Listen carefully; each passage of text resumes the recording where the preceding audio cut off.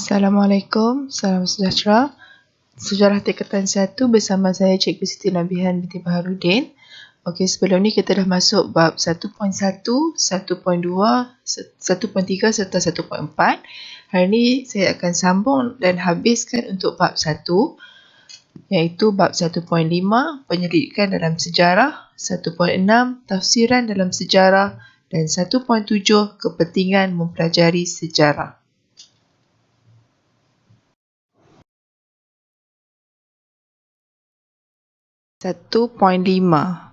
Penyelidikan dalam sejarah. Terdapat 3 kaedah penyelidikan, tapi kita akan tengok satu persatu.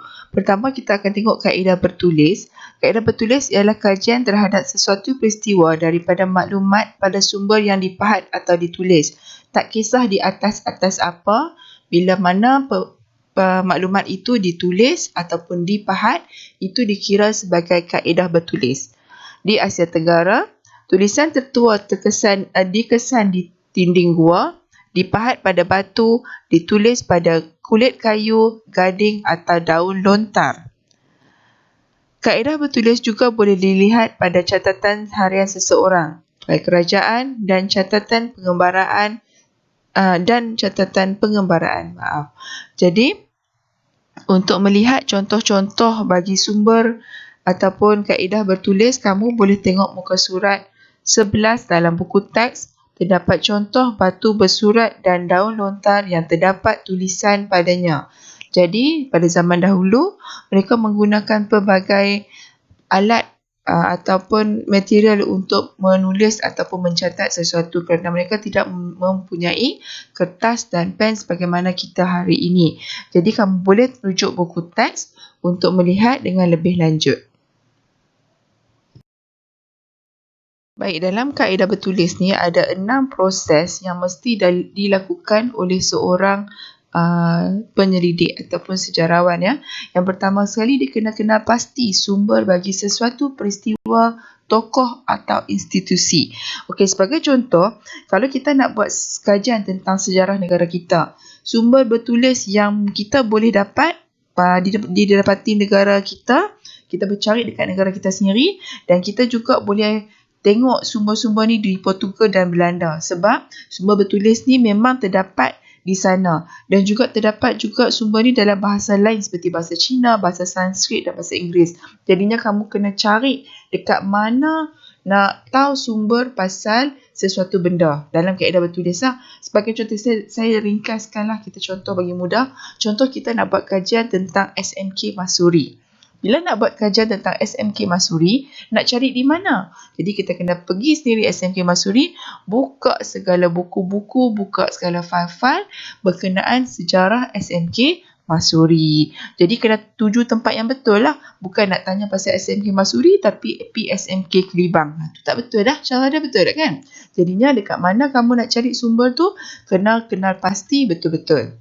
Dan yang kedua, bila dah dapat sumber tersebut, kamu kena sahkan. Jadi kamu mendapat dan mengesahkan sumber bertulis tersebut. Penyelidik perlu ke tempat simpanan sumber seperti muzium, arkib ataupun perpustakaan. Kadang-kadang sejarawan akan mentafsir maklumat ini dengan bantuan ahli paleologi dan epigrafi. Jadi contohlah macam sumber bertulis macam batu bersurat ataupun catatan di dinding gua. Tak semua orang dapat membaca apa yang ditulis. Jadi di sini kita perlukan bantuan ahli paleologi dan ahli epigrafi. Apa dia ahli paleologi ni?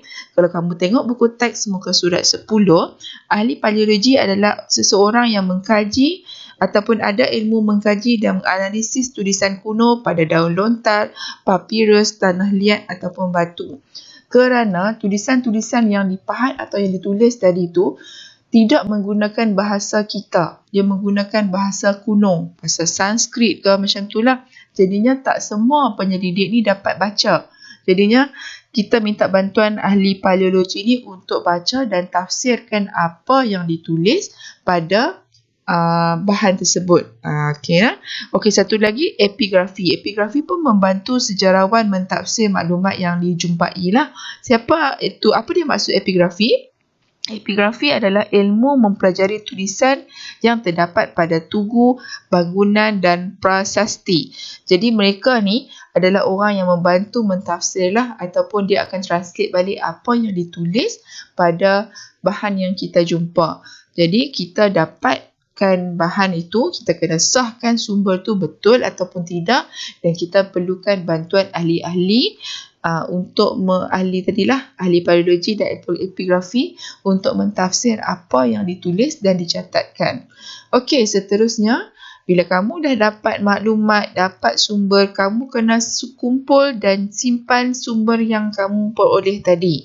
Jadi, bahan atau sumber rujukan yang didapati harus dikumpulkan di suatu tempat. Sumber hendaklah dicatat dan disimpan bagi memudahkan penyelidik membuat rujukan semula kelak. Jadi apa-apa info yang kamu dapat, kamu kena simpan di satu tempat. Jadi bila orang tanya, saya ada. Semua info saya ada. Jadinya barulah maklumat tu lengkap. Jangan duk cerita bila orang tanya, ada tapi lupa tak mana letak. Yang tu tak boleh. Jadi apa-apa saja maklumat, apa-apa saja gambar, apa-apa saja info, kumpul dan letakkan dalam satu tempat supaya mudah rujukan kita di masa depan. Okey, seterusnya, proses yang keempat, menggunakan peralatan yang sesuai. Hari ini kita ada banyak peralatan IT dan gadget yang dapat membantu kita untuk menganalisis sesuatu perkara. Contohnya, kita boleh gunakan komputer untuk menganalisis data dan sumber, menyunting tulisan di samping menyusun bibliografi dan statistik. Jadinya kita bukan zaman dulu nak tulis tangan, nak bertype. Kita ada komputer. Segala data yang kita dapat tadi, kita boleh simpan, kita boleh analisis, kita boleh sunting, kita boleh masukkan dalam komputer. Jadinya, apa-apa data kita masuk dalam komputer untuk memudahkan pencarian dan memudahkan pembacaan kita kelak. Dan last sekali, bila dah ada komputer, peralatan yang hebat-hebat tadi, kita boleh menganalisis. Okey, menganalisis ni adalah berdasarkan perspektif kita sendiri, iaitu seorang sejarawan ni dia akan mengupas dan menjelaskan tentang kajian mereka. Jadinya mereka ni kadang-kadang kalau kita tengok satu perkara lah, satu sejarah ni, perspektif dia berlainan. Tafsiran dia berlainan. Sebab apa? Orang yang menjalankan penyelidikan tadi tu berlainan dan kajian dia pun, sumber-sumber dia berlainan, jadinya analisis dia pun berlainan. Jadi macam contohlah kita kata macam ni, analisis ya, macam mana orang boleh tahu kewujudan Islam di negara ni start tahun ke berapa? Adakah mereka saja-saja teka? Tidak.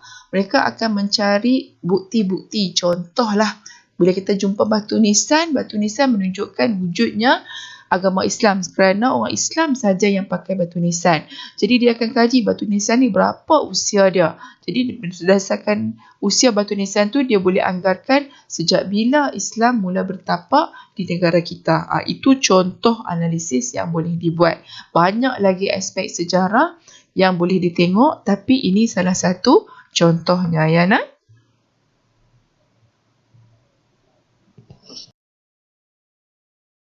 Bab 1.5 seterusnya adalah kaedah lisan. Apakah itu kaedah lisan?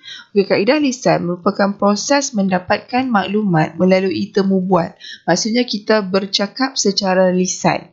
Tokoh yang dipilih untuk ditemu bual dikenali sebagai orang sumber.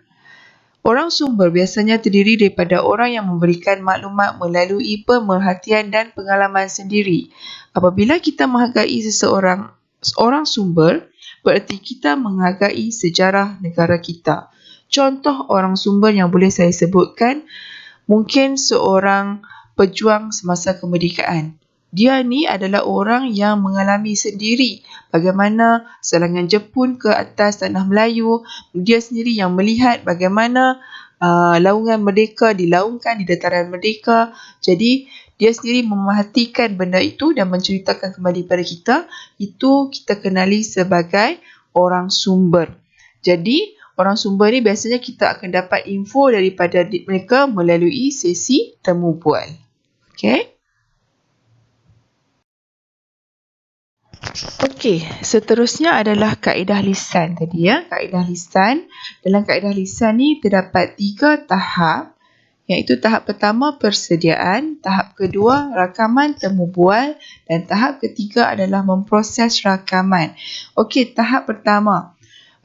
First kali kamu kena menentukan tokoh. Okey, saya bagi contoh teruslah ya. Contoh kita nak cerita pasal sejarah SMK Masuri. Jadi contoh yang mudah untuk kita ya. Jadi kamu kena tentukan tokoh. Siapa tokoh yang sesuai? Kamu boleh cari bekas-bekas pengetua, bekas-bekas YDP, PIBG, iaitu orang-orang yang sesuai. Jadi janganlah kamu nak tanya pasal SMK Masuri, tapi pergi tanya pengetua sekolah Tunku Putra ke. Jadi macam tak sesuai lah. Jadi kena tentukan siapakah tokoh yang kamu rasa sesuai untuk kamu tembual. Dan yang kedua, masih dalam tahap yang pertama ya, menentukan skop atau perkara yang akan ditemu bual. Okey, sejarawan ni, penyelidik ni, mereka tak fokus terlalu banyak. Mereka akan fokuskan kecil-kecil dulu ikut tema. Saya dah pernah cerita sebelum ni, dia ikut tema. Contoh, nak tanya pasal kejayaan sukan di SMK Masuri. Jadi itu skop ataupun perkara yang kita akan temu bual. Jadi nak tanya pasal sukan. Jadinya kamu tak tanya keseluruhan, nak tanya pasal sukan sahaja. Jadi kamu dah ada skop kamu tersendiri. Dan kamu yang ketiga, memilih soalan yang bersifat pendekatan sejarah. Jadi memilih soalan-soalan yang sesuai lah, yang boleh kamu kaitkan dan kamu relatekan dengan sejarah.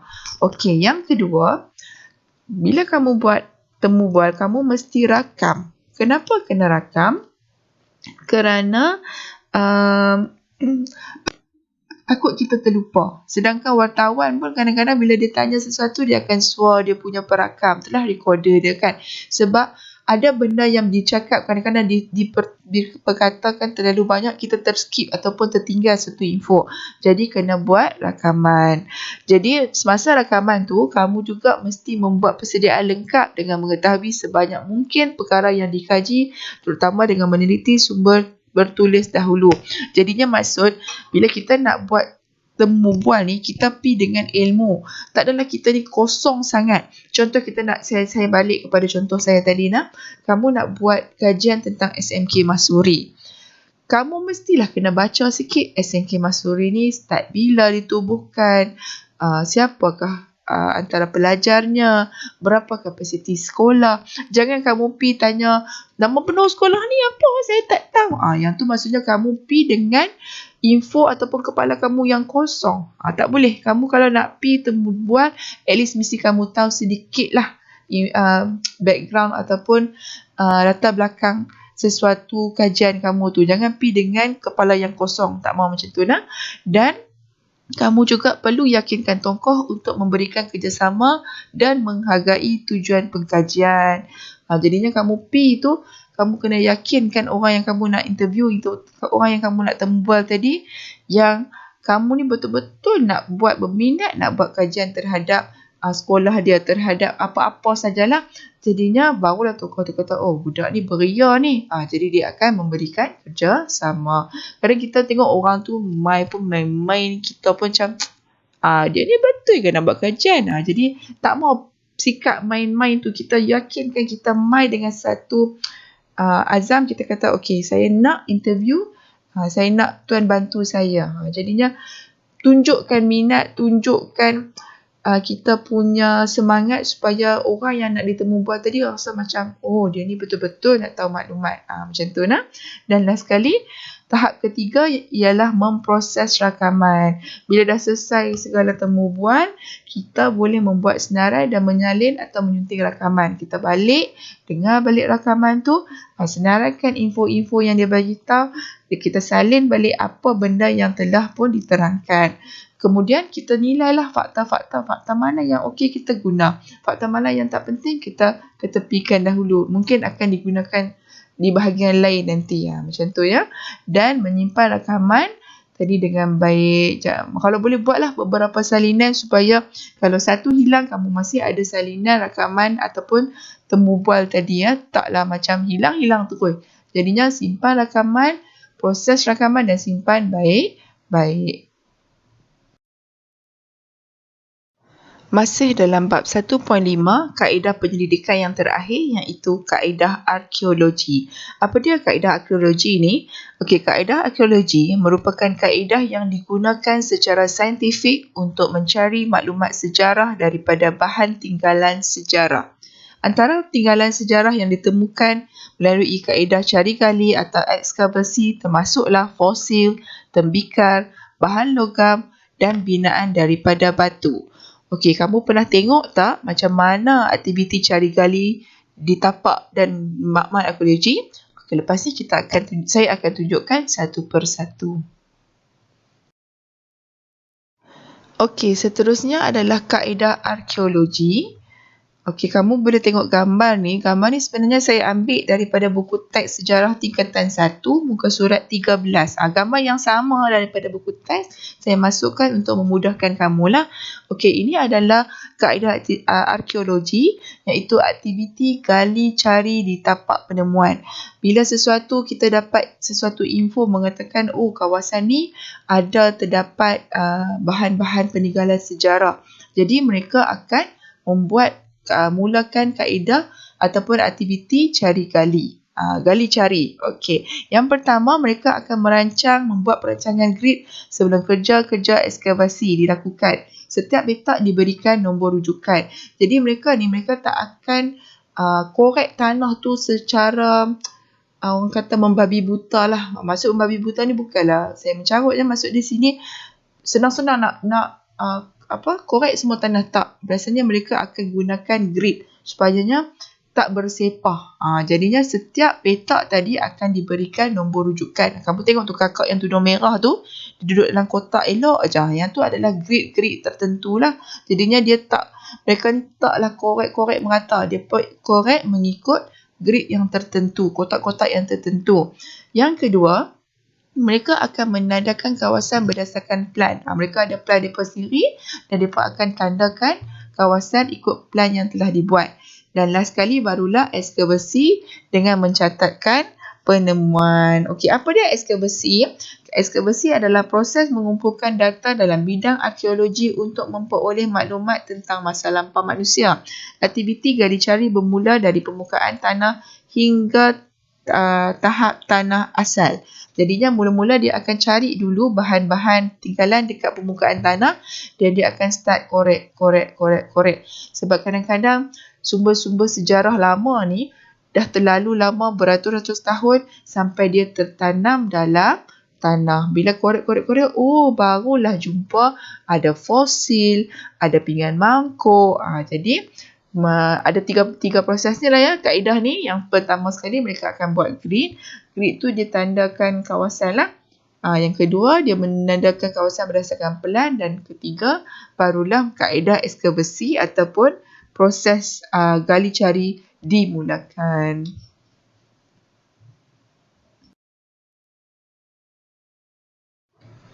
Okey, seterusnya apabila mereka telah menjalankan aktiviti gali cari, apa yang mereka buat? Okey, sekali lagi saya ulang Yang ini adalah masih keratan daripada buku teks kamu. Yang ini adalah muka surat 14 dan 15. Nampak kat situ ada sikit macam pembahagian buku teks Di situ satu muka surat 14, satu muka surat 15 ya. Jadi apabila dah dapat sumber ataupun dapat apa-apa barang lah daripada aktiviti gali cari tadi, pertama sekali apa yang mereka buat adalah mereka akan memunggah dan menyisih. Pemunggahan dan pengisihan. Pengisihan ni biasanya mengikut jenis artifak ataupun lapisan tanah di tapak artifak yang dijumpai. Maksudnya kalau dia jumpa artifak tadi di permukaan, mereka akan letak dulu. Yang ni dia jumpa di permukaan. Yang ni dalam kedalaman berapa cm, ni dalam kedalaman berapa meter. Dia akan asing-asing. Kerana apa dia asing? Kerana mungkin lagi dalam penemuan itu bererti lagi tua, lagi lama, lagi tertanam lebih dalam lah. Macam contoh kita kata hari inilah kamu makan ayam goreng, kamu buang tulang ayam tu, jadi tulang ayam tu duduk di atas dasar tanah. Kalau kamu buang minggu lepas, mungkin dah termasuk sikit dalam tanah. Silat ayam goreng kita boleh kata mangkuk lah, mangkuk. Mak kamu tak mau, mangkuk dah terpecah. Mak kamu buang mangkuk tu dekat luar. Jadi bila mangkuk tu masih berada di atas tanah, kita kata ni baru buang minggu lepas ni. Kalau mangkuk tu dah makin lama, mungkin dah terkambus dengan tanah dan makin masuk dalam tanah. Maksudnya usia sesuatu penemuan tu berbeza mengikut aras tanah. Tengok aras lapisan tanah ya yang tempat dijumpai. Okey, itu yang pertama. Yang kedua, bahan-bahan yang dijumpai tadi akan dibawa ke makmal tadi dan dibersihkan sebelum dilakukan uji kaji. Sebab ialah benda-benda yang tertanam tadi itu banyak benda-benda asing lah. Tanah, mungkin ada kulat, mungkin ada debu. Jadi mereka akan melakukan proses pembersihan. Dan yang ketiga, proses pengkatalogan bagi setiap artifak dengan nombor pengenalan. Senang cerita mereka sebenarnya sedang membuat proses katalog. Jadinya satu ni dia akan simpan dalam satu bekas, dia ada tulis situ katalog dengan nombor ID, nombor pengenalan sendirilah.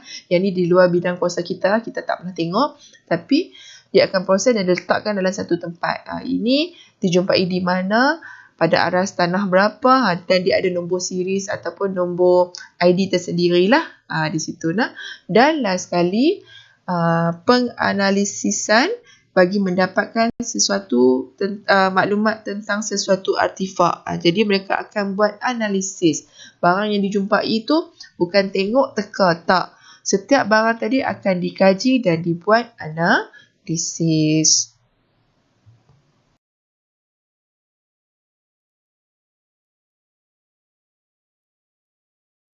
Daripada tapak arkeologi tadi, terdapat juga arkeologi bawah air. Maksudnya dia lebih kurang dengan yang tadi, yang saya tunjukkan tadi, arkeologi tadi. Tapi bezanya ini adalah penemuan tadi dijumpa di dalam air. Okey, contoh-contoh yang kita boleh, barang-barang ataupun sumber sejarah yang kita boleh jumpa dalam air, apa dia? Mungkin kapal dagang yang terdampar di dasar laut, sungai ataupun tasik. Sebab banyak kapal dagang ni yang lalu di laluan negara kita ni telah tenggelam. Jadi kita boleh selam, bukan kita lah, orang-orang yang ada peralatan, orang-orang yang ada ilmu, mereka boleh selam dan cari kapal-kapal ni dan membuat kajian lah. Okey, tengok kalau pada gambar tu, ini pun saya ambil daripada buku teks kamu, muka surat 14 dan 15. Mereka memerlukan peralatan menyelam yang membantu ahli arkeologi bekerja dalam air. Dia mesti ada tonggas lah, tidak macam mana nak bernafas, sebab mereka mengambil masa yang agak lama untuk mengkaji dalam ni ya, bukan boleh tahan nafas 10 saat, 20 saat, tak ya. Okey. Selain itu, mereka juga memerlukan fotografi di dalam air untuk merekod butiran ekskavasi. Sama macam atas darat, dalam laut pun perlukan gambar. Okey, jadi ahli arkeologi menggunakan paip udara untuk menyedut endapan yang menutupi hasil penemuan. Jadi mereka tak bolehlah guna berus macam dekat atas darat ni. Jadi mereka menggunakan paip udara untuk sedut segala kotoran ataupun hasil-hasil endapan yang cover ataupun menutupi penemuan mereka tadi. Dan dalam laut, mereka masih menggunakan grid ekskavasi untuk merekod lokasi hasil penemuan dengan tepat. Jadinya sama macam di darat, mereka masih menggunakan grid supaya mereka tahu sumber ni dapat di mana, dekat lokasi mana. Macam tu ya. Okey, tengok gambar seterusnya. Teknik cari di daratan telah diubah sesuai untuk kegiatan dalam air. Kemajuan teknik ekskavasi dalam air sentiasa berkembang. Jadinya tekniknya hampir sama, tapi ada sedikit pengubahsuaian lah, sebab di darat dan di air tak sama. Dan macam mana mereka nak bawa naik sumber ataupun artifak yang dijumpai? Tengok tu cara dia. Artifak diletakkan di atas bekas dan diangkat ke permukaan air dengan menggunakan beg serta balon berisi udara. Jadinya, kenapa dia tak pegang kepit celah ketiak ke? Takut bila pegang mungkin ada sedikit tekanan, kita pegang kuat, peralatan ataupun sumber yang ditemui tadi rosak. Jadi cara yang selamat, mereka akan bawa naik dengan cara macam itulah. Tapi boleh jugalah mereka bawa naik sendiri kalau bahan tu bahan yang tidak mudah rosak. Okey ya. Boleh dapat di situ. Baik, kita masuk ke bab yang seterusnya, subtopik seterusnya 1.6 tafsiran dalam sejarah. Okey, ada 4 soalan. Benda ni adalah sama seperti buku teks kamu di muka surat 16. Okey, yang pertama, apakah tafsiran dalam sejarah? Ikut buku teks kamu, tafsiran dalam sejarah bererti menerangkan atau mengulas sesuatu fakta sejarah berdasarkan sumber-sumber yang berkaitan dengannya. Ini ada sebenarnya fasa menganalisis lah. Jadi bila kita buat analisis, biasanya kita membuat tafsiran. Jadi tafsiran yang dibuat bukan main teka-teka. Dia mesti berdasarkan sumber-sumber yang telah kita kumpul tadi. Tak kisahlah sumber tu kamu dapat daripada kaedah lisan atau kaedah bertulis ataupun kaedah arkeologi. Segala sumber ni akan digunakan pakai dan diambil kira masa kamu membuat tafsiran. Okey. Tapi kadang-kadang wujud perbezaan dalam tafsiran dalam sejarah ni. Kenapa wujud perbezaan? Mari kita tengok. Yang pertama, kerana pemilihan sumber yang pelbagai. Sumber ni tak sama. Jadinya macam kalau sumber kita tengok sumber tentang SMK Masuri lah. Kalau kita tanya pengetua yang pertama, pengetua pertama mungkin cakap berbeza. Pengetua yang kedua mungkin dia cakap berbeza. Jadi sumber tu tak sama, pelbagai. Jadi ada banyak tafsiran yang boleh dibuat berdasarkan sumber-sumber yang kita dapat. Yang kedua, perbezaan pandangan. Dan yang nombor 3 pun lebih kuranglah perbezaan pandangan dan ideologi. Okey, kita sebut tentang sejarah dululah, sejarah lama ya. Bila kita cerita pasal pejuang kemerdekaan. Pejuang kemerdekaan siapa-siapa sajalah, Lieutenant Adnan ke, Tok Janggut ke apa kan. Jadinya kita sebagai rakyat Malaysia memandang mereka ni sebagai hero, superhero, perwira kerana mereka ni menyelamatkan tanah Melayu lah, menyelamatkan kita daripada penjajah. Tapi kalau kamu di pihak orang Jepun, Jepun ni berlawan dengan Tok Janggut dengan Lieutenant Adnan ni. Jadinya kalau kamu di pihak orang Jepun, mesti kamu kata apa? Oh, dia ni adalah pemberontak, dia ni adalah musuh. Nampak tak? Pandangan dan ideologi tak sama. Dan seterusnya tujuan penulisan. Tujuan penulisan pun sebenarnya menyebabkan wujud perbezaan. Sebab motif penulisan kita tu, kita nak cerita tentang Jepun ke ataupun tanah Melayu ke. Kalau kita nak cerita pasal pengorbanan Jepun, kita akan nampak macam pejuang-pejuang tadi adalah tak baik. Kalau kita nak cerita pasal pengorbanan pejuang-pejuang kita akan nampak Jepun tak baik. Macam itulah. Jadi kamu pernah dengar tak cerita tentang Pearl Harbor dengan yang Hiroshima di Jepun kan? Macam itulah, kalau kita di pihak Jepun, kita akan nampak sebagai orang-orang yang menyerang Hiroshima ni jahat. Tapi di pihak Pearl Harbor, mereka nampak orang Jepun ni jahat. Jadi nampak tak perbezaan tafsiran dekat situ nah? Okey. Tapi apakah kepentingan tafsiran dalam sejarah? Ada beberapa kepentingan. Ada 3 kepentingan. Yang pertama, menggalakkan kita menggunakan pelbagai sumber dalam menghasilkan penulisan sejarah dengan bukti yang kukuh. Maksudnya bila kita buat kajian tentang sejarah, jangan guna hanya satu sumber. Kena cari pelbagai sumber, tengok sumber mana yang lebih bagus, sumber mana yang lebih kuat. Yang kedua, mengajak kita menilai satu peristiwa yang sama dari sudut yang berbeza. Macam tadilah saya kata tentang pejuang kemerdekaan. Jadi kita nak tengok perspektif orang Jepun macam mana, perspektif orang tanah Melayu macam mana. Jadinya kita letak diri kita dalam 2 situasi. Situasi di sana dan situasi di sini. Jadi kita menilai dari sudut yang berbeza. Dan yang terakhir sekali, mendorong pemikiran terbuka dan kritis dalam mengkaji satu peristiwa dengan menggunakan pelbagai sumber sejarah. Jadi dekat sini apa-apa sajalah, kita ni kena terbuka, kena kritis. Jangan masa buat kajian tu, aku nak cari salah dia ni. No. Kamu buat kajian dengan pemikiran yang kritis, terbuka, positif. Kita tengok dulu sumber-sumber, barulah kita tafsirkan. Jangan tafsir sebelum mula kajian. Tafsir ni berlaku selepas kamu buat kajian, kamu dapat sumber-sumber yang cukup, barulah kamu buat tafsiran. Okey, apakah contoh tafsiran dalam sejarah? Saya dah sebut dah sebenarnya tadi. Kalau tengok dalam buku teks, saya baca terusnya lah ya. Kita tengok mentafsir peristiwa penentangan Haji Mat Hassan bin Munas atau lebih dikenali sebagai Tok Janggut di Pasir Putih, Kelantan. Okey, para pekerja tempatan, orang-orang dalam negara kita lah, melihat faktor kebangkitan beliau disebabkan oleh penentangan peraturan cukai tanah dan hasil hutan yang diperkenalkan oleh pihak British. Dia sebenarnya bukan lawan Jepun, saya silap tadi. Dia berlawan dengan British. Jadinya, bagi orang-orang di Kelantan masa dulu, dia kata Tok Janggut ni sebagai hero lah. Sebabnya dia tak setuju tentang cukai tanah, hasil hutan. Orang British ni, dia kenakan cukai macam menyusahkan penduduk lah. Tapi, orang Barat, orang British kata, Tok Janggut ni sebagai pemberontak, musuh. Tapi bagi kita, Tok Janggut adalah hero kita. Tapi bagi pihak Barat, pihak British kata, dia adalah pemberontak dan juga musuh kerana dia cuba lawan pihak British. Nampak tak? Itu dah contoh tafsiran yang berbeza dalam sejarah. Okey, dapat ya?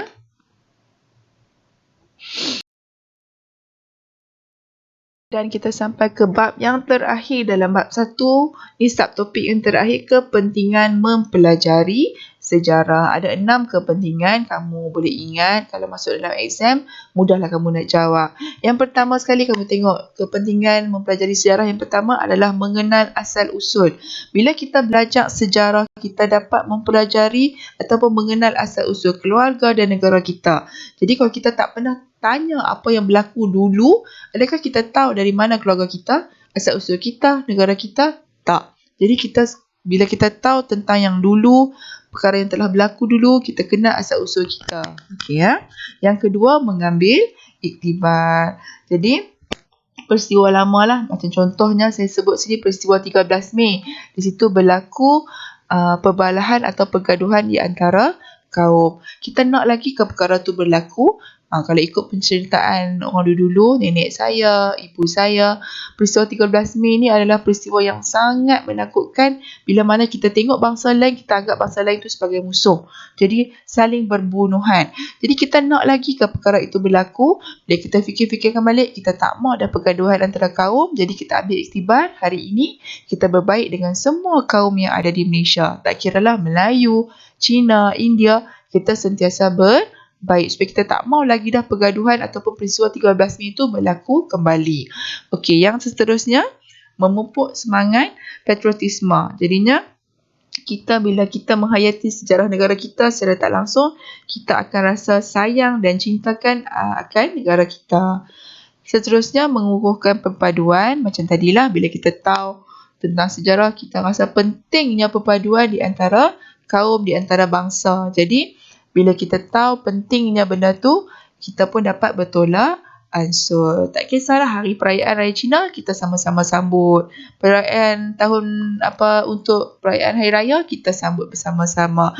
Kita boleh sambut, tidak ada masalah. Tapi dia ada garis-garis panduan lah. Kita tidak meraihkan sebagaimana agama lain meraihkan. Kita cuma kita bergembira untuk mereka kerana perayaan mereka pada hari tersebut. Janganlah pergi makan apa yang mereka makan. Kita boleh wish, tak ada masalah. Boleh ucap selamat tahun Cina, Happy Deepavali, Merry Christmas. Itu adalah benda yang dibenarkan, tak ada masalah dengan ucapan saja ya. Okey, seterusnya membangunkan negara bangsa.